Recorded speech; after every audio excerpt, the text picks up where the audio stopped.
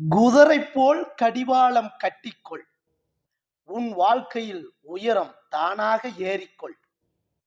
எப்போதும் பெரியவரை வாழ்க்கை மதித்துக்கொள்.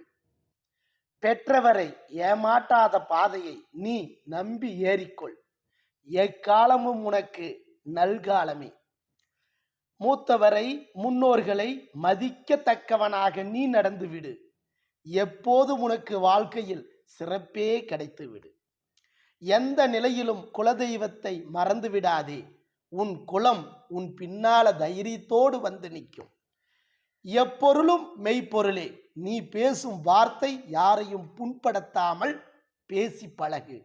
உன்னிடத்தில் எக்கச்சக்கமான ஜனவசியம் உற்பத்தி ஆகும்.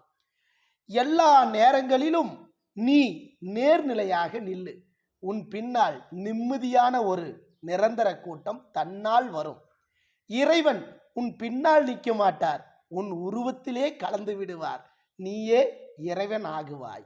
கடிவாளம் என்பது குதிரைக்கு மட்டுமல்ல, வாழுகின்ற அனைத்து உயிரினங்களுக்கும் முக்கியமான ஒன்று.